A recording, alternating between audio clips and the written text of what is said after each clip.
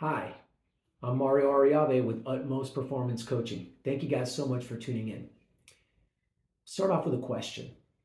What if you were assigned a workout and the metric was rate of perceived exertion? That's all we were looking at.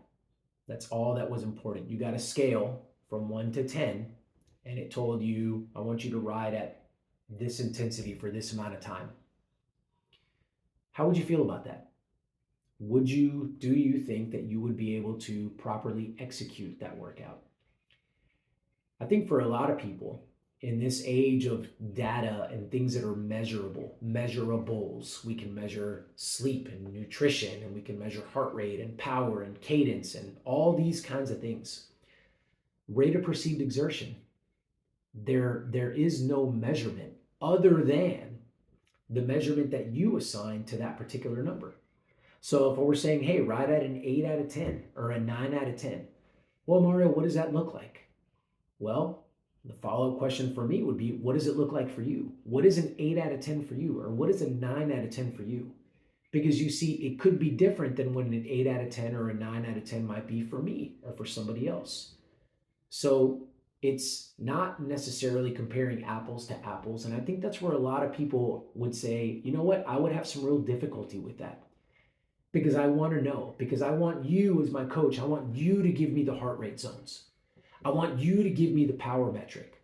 I want you to assign that to me so that while I'm doing this workout, while I'm doing these intervals, I know whether I'm doing a good job or whether I'm not doing a good job with this. I want to be able to measure that. But you see, when we talk about rate of perceived exertion and the usefulness that this metric has for us, it really is a thing of beauty because it's up to you to decide that. And you're the one that assigns that effort level to that. And although we could start off and it could be difficult for you to kind of wrap your head around that, with the more that you do workouts that are assigned this way, the more comfortable you will get and the better in tune. The bottom line with this stuff is when we train with rate of perceived exertion and we do that, maybe not all the time, but maybe every once in a while we sprinkle something like that in, you begin to learn about yourself in a way that no power meter and no heart rate strap is going to ever show you. You're there and you're thinking about the effort level and you're thinking about how hard you need to go. And then you assign that metric in there. And then you have to keep checking in with yourself. Not checking in with a power meter, not checking in with your heart rate monitor or anything like that. You're checking in with yourself. Am I still at an 8 out of 10? Am I still riding at a 9 out of 10? Oh, I'm checking out. I feel like I'm starting to bring that down to a 7. Let me get back to an 8.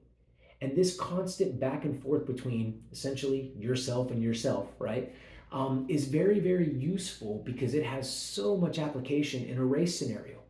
If you guys remember, I did a video. If you haven't watched it, go back and watch it, where I said that when you're racing, what should be on your screen? And really, we shouldn't have power data and heart rate data coming through when we're racing.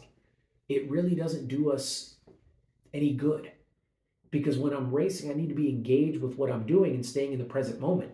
Again, go back and watch that video if you haven't yet. So we're really looking at that.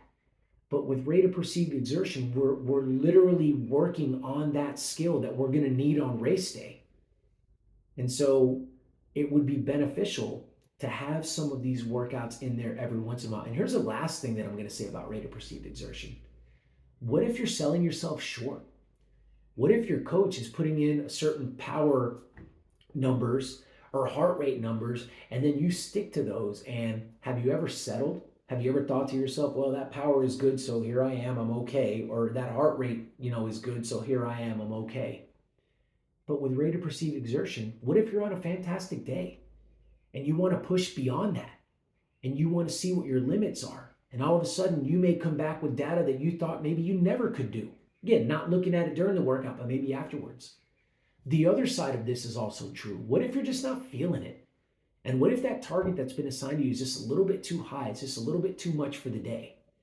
You have the ability to stay within that effort, and that effort may be less in terms of power than it was supposed to be. And that's going to be okay. Because ultimately, this is the hardest part about it, you're the only one that's going to know whether you can be satisfied with your work on that day or not. because that rate of perceived exertion, it's all about you. It's all about yourself versus yourself and you checking in with yourself. So getting used to it, trying some of these workouts out. Don't be afraid of them. You should be able to take them on. And really, there is no failure in these workouts, by the way. If you feel that you had to ride at an 8 and you rode at an 8, it doesn't even matter what the data says. That's a good workout, and you should be proud of that. Thank you guys so much for tuning in. And let me know if you have any questions over this, if you want a little bit more applicability on how this can be applied to your training program, or if you want to go ahead and get going on doing some of this stuff with me personally, I'd love to have a chat with you. You guys take care. We'll talk again soon.